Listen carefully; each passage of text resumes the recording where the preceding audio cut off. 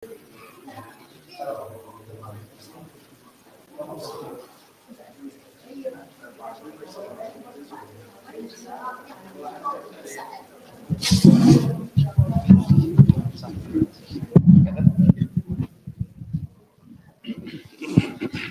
عليكم ورحمة الله وبركاته.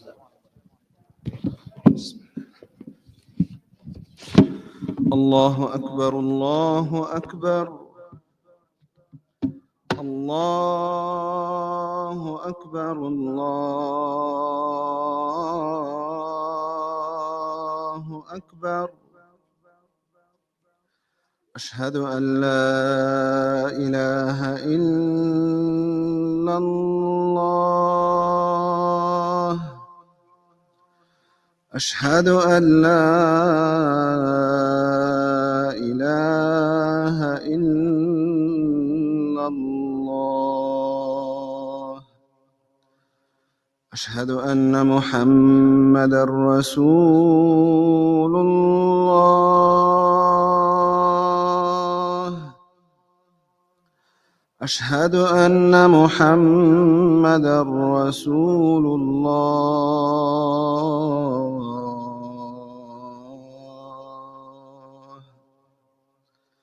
حي على الصلاة.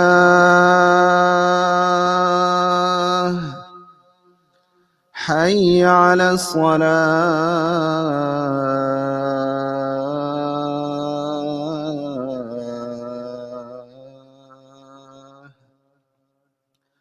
حي على الفلاح. حي على الفلاح.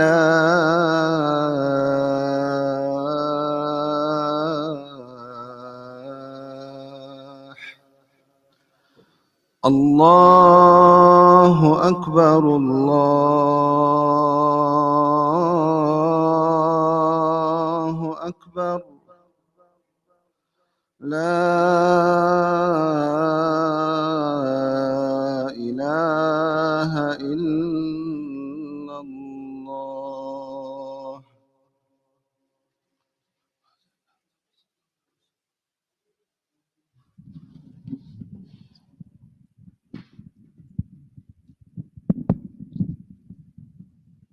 إن الحمد لله نحمده تعالى ونستعينه ونستغفره ونستهديه ونعوذ بالله من شرور أنفسنا ومن سيئات أعمالنا. من يهد الله فلا مضل له ومن يضلل فلا هادي له. وأشهد أن لا إله إلا الله وحده لا شريك له، وأشهد أن محمدًا عبده ورسوله وصفيه من خلقه وحبيبه. أدى الأمانة وبلغ الرسالة ونصح الأمة وكشف الله به الغمة وجاهد في الله حق جهاده حتى أتاه اليقين. اللهم صل وسلم وبارك عليك يا حبيبي يا رسول الله، وعلى آلك وصحبك ومن اهتدى بهديك وسار على نهجك إلى يوم العرض واللقاء. أما بعد، قال تعالى في محكم كتابه الكريم: يا أيها الذين آمنوا اتقوا الله حق تقاته ولا تموتن إلا وأنتم مسلمون. يا أيها الناس اتقوا ربكم الذي خلقكم من نفس واحدة وخلق منها زوجها وبث منهما رجالا كثيرا ونساء، واتقوا الله الذي تساءلون به والأرحام إن الله كان عليكم رقيبا.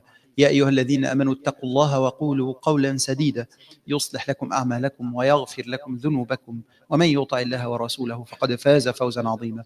أما بعد، فإن أصدق الحديث كتاب الله، وخير الهدي هدي محمد صلى الله عليه وسلم، وشر الأمور محدثاتها، وكل محدثة بدعة، وكل بدعة ضلالة، وكل ضلالة في النار.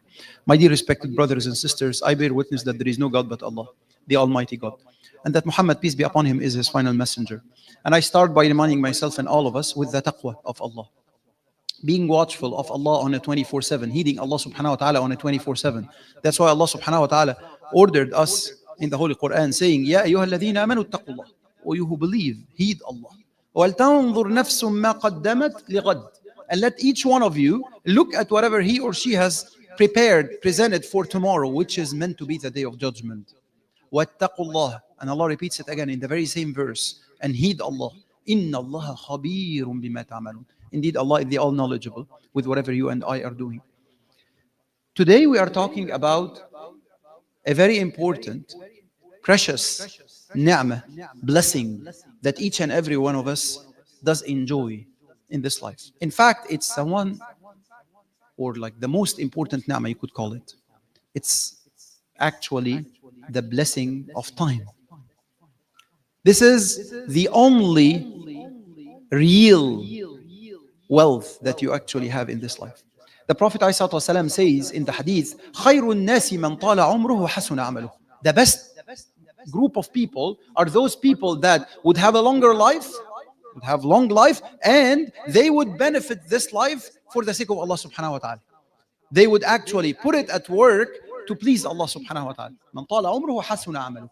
And subhanAllah, when we look at the prophetic school, how the Prophet ﷺ did raise the companions, and we look like the effect of this on the companions, you would see clearly how the companions were so keen on time. They really recognize the importance of time. Look at Abdullah ibn Mas'ud radiallahu anhu, when he was saying, I was never sad more than being sad on a day that passes by where my life gets shorter and my work and my actual deeds don't get better. Which means I haven't accumulated any new thing that would be benefiting me in this day, but at the same time, my life got shorter, became shorter by one day. In fact, the interesting quote by Imam al-Hasan al-Basri, he's not a Sahabi, however, he's like one of the great scholars. He is saying, يَا ابْنَ آدَمْ إِنَّمَا أَنْتَ أَيَّامٌ إِذَا ذَهَبَ يَوْمٌ ذَهَبَ بَعْضُكَ. O son of Adam, you are nothing but a group of days, a set of days. If one day passes by, part of you is gone. And believe it or not, you don't have access to it except in the day of judgment. Do you perceive your life this way? Do we perceive our lives this way? Because if we do, then this perception will be a driver to a completely different life than the one that we are living right now. And subhanAllah, when you look at how the Prophet ﷺ educated us through educating the companions to live our lives. There is this two very famous hadith. One of them, when the Prophet ﷺ was giving an advice to a man, telling him, اغتنم خمسا قبل خمس. Take benefit of 5 before 5 other, the contrary 5 would happen to you. The opposite 5 would happen to you. شبابك قبل هرمك. Your youth time before you get old. وصحتك قبل سقمك. And your healthy time before you get sick. Each and every one of us is prone to getting sick. May Allah protect us all. May Allah grant us the amazing health and great health. وغناك قبل فقرك. And your wealthy time before you get poor. Each and every one of us can face some financial difficulties. This is like, who amongst us who has lived enough as an adult didn't face financial difficulties? It's very normal. So whenever you have si'ah, you have a good provision and you have extra, then take benefit of it. Take benefit of it by putting it at work. The investors, they tell you, put your money at work for you. How would you put your money at work for you? Put it at work for pleasing Allah subhanahu wa ta'ala. This is how you let your money work at you, not in the stock market. You let your money work for you by deploying it in ways that would please Allah subhanahu wa ta'ala. And the fourth one, وَفَرَاغَكَ قَبْلَ شُغْلِكَ. Still in the same hadith. And your spare time before, or like your time where you are less busy, before you get busy. SubhanAllah, how many of us as adults did go through these phases in our lives where we work non-stop, especially in nowadays, in this day and age, and in this country in particular, where we work 16 hours a day or so, we can't even breathe, right or wrong. That's very normal. And subhanAllah, there are other times where you are less busy. When you are less busy, don't waste this time in haphazard. Benefit from this time because you don't know what will happen tomorrow. وَمَا تَدْرِي نَفْسٌ مَاذَا تَكْسِبُ غَدًا. No one knows what will happen tomorrow. You don't know. Today you have time. Benefit from this time before you get busier. And the summary, the fifth one, as the Prophet ﷺ mentioned, وَحَيَاتَكَ قَبْلَ مَوْتِكَ. And your life before your death. Because each and every one of us, sooner or later, whether in 1 hour, in 1 day, or in 100 years, you will face that meeting with the angel of death. That's why Allah subhanahu wa ta'ala is telling us, وَعْبُدْ رَبَّكَ حَتَّى يَأْتِيَكَ الْيَقِينُ. And worship your Lord till certainty comes to you. And what is certainty? Death. So, there is this other hadith that is complementing this hadith, where the Prophet ﷺ also teaching another companion who is Ibn Umar, radiallahu anhu, Abdullah ibn Umar. The Prophet ﷺ taught Abdullah ibn Umar few words, but very, very profound. كن في الدنيا كأنك غريب أو عابر سبيل. Be in this life like one of two types of individuals, a passenger or a stranger. Gharib is the passenger, is a stranger, and Abir Sabil is the passenger. So if you are a stranger, if you go to somewhere else, you live here in DFW, you live here in Dallas, and you go somewhere else, you go to Oklahoma, or you go somewhere, right? You are staying over there for a period of time, and then you are returning back to your home. To which extent you are emotionally attached to that place? You will do whatever you want over there, whatever you are supposed to do, and then you return back home. Your attachment is to home. So where is home for you? Home is not Dallas. Home is Jannah. That's what the Prophet ﷺ is educating us. This is the spirit. Your home is Jannah. You are here temporarily in Dallas or in California or in New York or like in the Middle East, whatever it is, you are here in this life temporarily. But your actual, real, eternal, inshallah, home is in Jannah. In your palace in Jannah, not here. So, كن في الدنيا كأنك غريب أو عابر سبيل. So the passenger, let's say, take this example. You are taking a trip to Houston, just a day trip to Houston. And then you are stopping like in the middle of the road for gas. To which extent you are emotionally attached to this gas station? It represents nothing for you. This gas station, you're just stopping, you will fill in gas, and then you will continue your road. You will continue the trip, right? So you'll carry on. So then this is exactly, again, you look at the eloquence of that example that the Prophet ﷺ is giving us. So this is how the Prophet ﷺ taught the companions to deal with this life. Now that we understood the fact that time is so precious, and it's actually the most precious blessing that we are dwelling in, let's look at the very same topic, but from another lens. The lens of your responsibilities in this life. Let's try to enumerate what are your different responsibilities in this life. Because if we understand your responsibilities, we would understand whether you do have enough time or not, whether you have scarcity of time or you have abundance in time. So, what are your responsibilities? Number one, you are a worshipper to Allah subhanahu wa ta'ala. And here, when I'm talking about these responsibilities, I'm not talking whether you like it or not. I'm like, I will have everything that I will mention right now by force. It's actually you are obligated to take this as a responsibility. It's not like by choice. You want to take it or not, right? So, number one, you are a worshipper. You need to worship Allah subhanahu wa ta'ala. وَمَا خَلَقَتُ الْجِنَّ وَالْإِنسِ إِلَّا لِيَعْبُدُونَ. I haven't created jinn nor mankind except to worship me.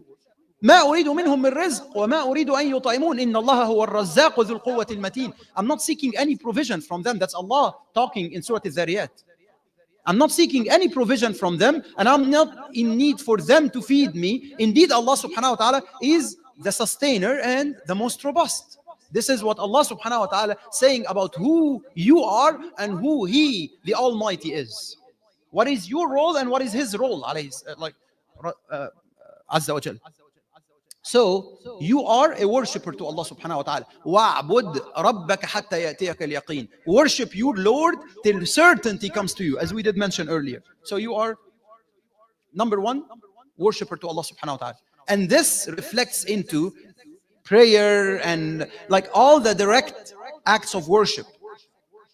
The straightforward acts of worship, whether they are physical acts of worship or heart-related acts of worship. So the first thing that you will be asked about is what? Your prayer. أول ما like يحاسب به العبد يوم القيامة الصلاة. The first thing that you will be asked about, both in your grave and in the day of judgment, the prayer. إذا صلحت صلح العمل كله.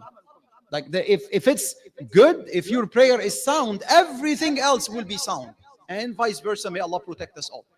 Similarly for fasting, and similarly for all the ordained acts of worship. So, number two, what is your second responsibility? You are responsible for your family. You are responsible to provide for your family. If you are a man, you are responsible to raise the family. If you are a woman, right? The Prophet ﷺ is telling us, كلكم راع وكلكم مسؤول عن رعيته. Each one of you is a shepherd, and each one of you is responsible for his flock. And the head of the household has been enumerated here. He is responsible for his wife and family. And the woman also, the wife, she is responsible. So also, if you are a husband, so you are like a provider for the family, فَامْشُوا فِي مَنَاكِبِهَا وَكُلُوا مِنْ رِزْقِهِ, then you have to spend on your family. الرجال قوامون على النساء بما فضل الله به بعضهم على بعض وبما أنفقوا من أموالهم. So, like, you are a man, Allah subhanahu wa ta'ala has made you at an upper class. Why? Because you are granted natural abilities that are more than the woman. You need to spend on your family, wife and children. But also, you need to take care, you need to raise the children. So you have another responsibility to protect them from hellfire. يا أيها الذين آمنوا قوا أنفسكم وأهليكم نارا. So it's not just that you are a man and Allah subhanahu wa ta'ala granted you a family, but more importantly, you need to protect this family from hellfire. You need to raise the children. If you are a husband, then you have this other responsibility of being a good husband or a good wife, a good spouse, right? So that's another responsibility. خيركم خيركم لأهله وأنا خيركم لأهلي. So you are a husband, you are an earner, head of a household. If you are a man, you are a worshipper, you are a father, so you are raising the children. Also, you are a student of knowledge. Till you pass away, you are supposed to oblige to ask and seek knowledge.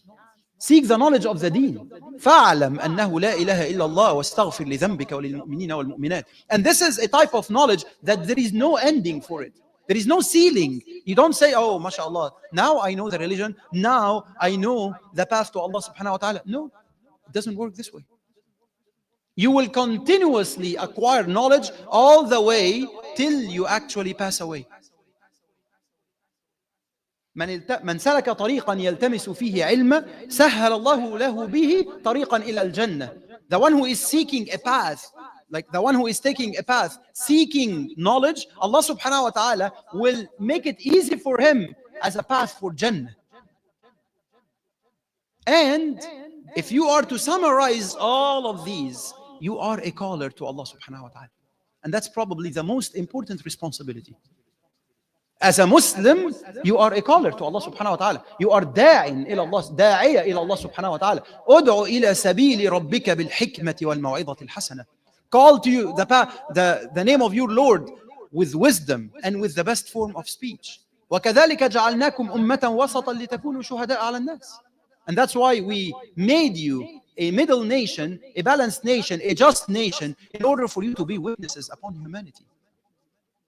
بلغوا عني ولو آية. Relay upon me, even if it's one verse. That's the Prophet ﷺ saying. إن أريد إلا الإصلاح ما استطعت وما توفيقي إلا بالله. Prophet Shu'aib is explaining to us your task, that I'm seeking reform to the best of my ability. And whatever achievements that I do achieve belongs to Allah subhanahu wa ta'ala. It's attributed to Allah subhanahu wa ta'ala.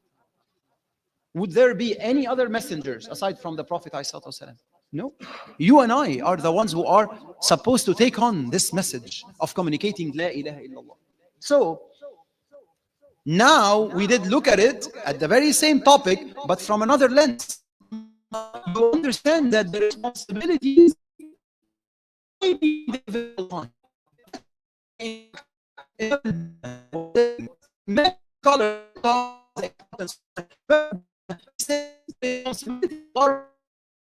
Then so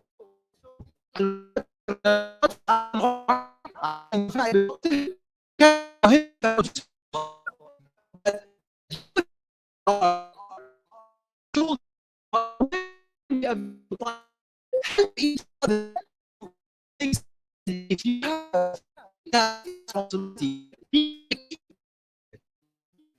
the Prophet say,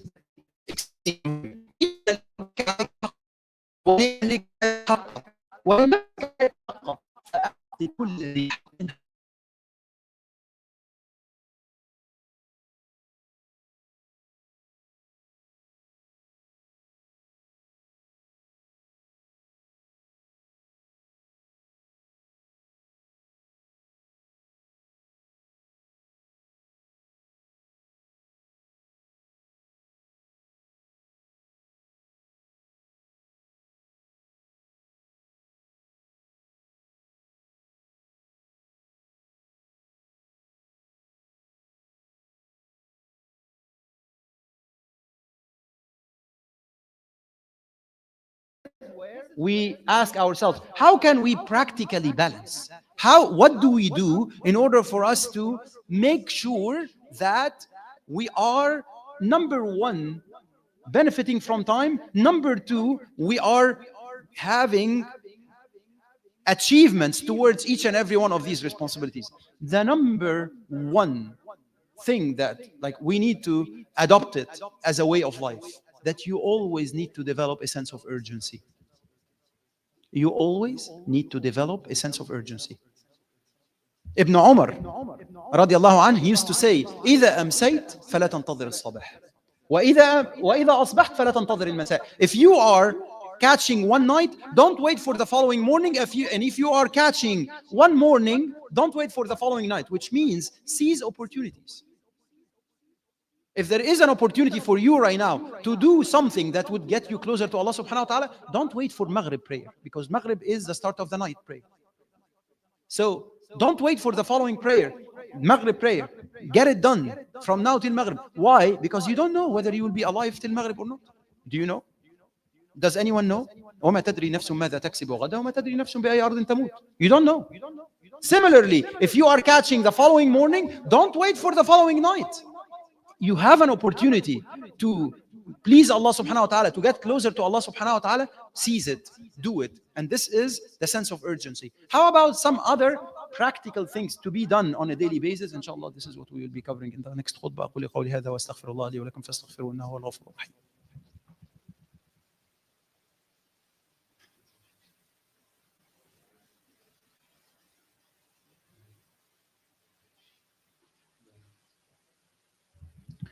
الحمد لله وكفى وسلام على عباده الذين اصطفى وأشهد أن لا إله إلا الله وحده لا شريك له وأشهد أن محمدا عبده ورسوله أرسله تعالى بالهدى ودين الحق ليظهره على الدين كله ولو كره المشركون. أما بعد. So now let's talk about practical actions. Actions that you would need to do every day or many times a day. So number one, whenever you are starting any deed, set your intentions. Because the Prophet ﷺ taught us that إِنَّمَا الْأَعْمَالُ بِالنِّيَّاتِ. And the companions did always demonstrate that if they are to take on a particular deed, they will enumerate multiple intentions so that they multiply the reward. So you are already, like now, what is the logic? Your time is short and you are about to do an action. So you are about to come to the masjid right now. Enumerate many intentions, not only one. And Allah subhanahu wa ta'ala will accumulate for you the reward based on your intentions. So, but never, never, never start a deed without setting an intention. And it's, again, this is a process. This is a learning process. Try to always train yourself that whenever I'm about to do anything, regardless whether it's small, it will take 5 minutes, or it's big, ask yourself, why am I doing it? Why? Like, then start to question yourself. And that's what like Umar radiallahu anhu, Hazrat Umar radiallahu anhu is saying, حاسبوا أنفسكم قبل أن تحاسبوا. So now we question yourself before the deed. At the end of every day, number two, at the end of every day, ask yourself, are you like Ibn Mas'ud, who was like, he would say, like, I wouldn't be more saddest than like for a day that would pass by without me getting closer to Allah subhanahu wa ta'ala. At the end, before going to bed, ask yourself this question: did I improve today? If not, then plan for tomorrow. And this is number three, which is planning. You can't achieve anything without planning. Planning at the micro level, at the macro level. You need to have a strategic plan. This is what I need to achieve over the upcoming few years of my life, 4 or 5 years, for example. Then this means this is what I want to achieve over this year, the upcoming year. Then this is what I need to achieve over the upcoming month, and this is what I need to achieve over the upcoming week, and so on and so forth. Even to the daily level. Because without enumerating what you want to achieve, time will pass by and will be slipping without you even noticing it. Without you even paying attention. Time will be flying, as they say, and you won't be able to achieve anything. It's not like you will be achieving like half of what you need to. No, you won't be achieving anything, literally, right? So the best planning, and now you understand that there are lots of responsibilities. You need to set your priorities. You can't be like the best in everything. And for you to understand, when Abu Bakr radiallahu anhu was sitting and listening to the Prophet ﷺ, and the Prophet ﷺ was like saying this famous hadith where the paradise has many doors. There is a door for fasting, and there is a door for jihad, and so on. So each one can get to Allah subhanahu wa ta'ala through a door. Abu Bakr radiallahu anhu, what's the immediate thing that came to his mind is, O Messenger of Allah, can someone get to Allah subhanahu wa ta'ala through many doors, through all of them? The Prophet ﷺ told him, yes, O Abu Bakr. So this means what? You need to aim high, but you need to understand what is your forte. What is it that you will focus on to get to Allah from it? Because you need to be really good at one thing, two things, three things, and you would really focus on them, so that you say, like, you know what? When I'm standing between the hands of Allah subhanahu wa ta'ala, I will be telling Allah, oh Allah, this is what I really focused on in my life. I'm trying to fulfill all the other responsibilities, but this is what I really focused on. And finally, you need to be making sincere dua to Allah subhanahu wa ta'ala. Making dua to Allah subhanahu wa ta'ala that Allah would use you, that Allah subhanahu wa ta'ala would bless your time. Because the worst thing, the worst enemy to the believer is al-laghu, wasting time in a haphazard stuff. That's why Allah subhanahu wa ta'ala warned us when explaining the characteristics and the qualities of the believers. قَدْ أَفْلَحَ الْمُؤْمِنُونَ الَّذِينَ هُمْ فِي صَلَاتِهِمْ خَاشِعُونَ وَالَّذِينَ هُمْ عَنِ اللَّغْوِ مُعْرِضُونَ. Those who are not indulging in laghu, and laghu here is wasting time in anything that is haphazard, that is not beneficial to you. وَإِذَا مَرُّوا بِاللَّغْوِ مَرُّوا كِرَامًا. Whenever they pass by laghu, they would pass quickly. They wouldn't indulge in it. وَإِذَا سَمِعُوا اللَّغْوَ أَعْرَضُوا عَنْهُ وَقَالُوا لَنَا أَعْمَالُنَا وَلَكُمْ أَعْمَالُكُمْ سَلَامٌ عَلَيْكُمْ لَا نَبْتَغِي الْجَاهِلِينَ. If you are going and passing by people who are talking vain talk, or talking any talk that is not beneficial, then you are saying salamun alaykum la nabtaghi al-jahilin, like peace be upon you, but we are not going to be dwelling in this because this is not beneficial. So the worst thing that you can do is to waste your time in a haphazard fashion. That's your number one enemy. So that's why you need to plan and have the intent, set your intention, and try to do dhikr and try to benefit from your spare time and do everything. But the most important thing is always ask Allah subhanahu wa ta'ala to bless you and bless your time.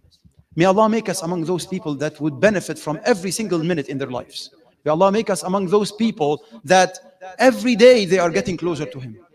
May Allah make us among the people that would put their lives in action to get them closer to Allah subhanahu wa ta'ala, and to be sources of guidance, sources of justice and goodness for everyone who is to deal with them. اللهم اغفر لنا ذنوبنا وإسرافنا في أمرنا وثبت أقدامنا وانصرنا على القوم الكافرين. اللهم انصر إخواننا المجاهدين في غزة. اللهم انصر إخواننا المجاهدين في غزة. اللهم انصرهم على عدوهم يا رب العالمين. اللهم اشف صدور قوم مؤمنين. عباد الله، إن الله يأمر بالعدل والإحسان وإيتاء ذي القربى وينهى عن الفحشاء والمنكر والبغي يعظكم لعلكم تذكرون. اذكروا الله العظيم يذكركم واشكروا على نعمه يزدكم ولذكر الله أكبر والله يعلم ما تصنعون. وأقم الصلاة.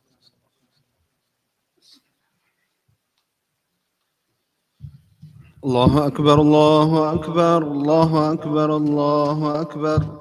أشهد أن لا إله إلا الله أشهد أن لا إله إلا الله أشهد أن محمدا رسول الله. أشهد أن محمدا رسول الله. حي على الصلاة، حي على الصلاة، حي على الفلاح، حي على الفلاح. قد قامت الصلاة.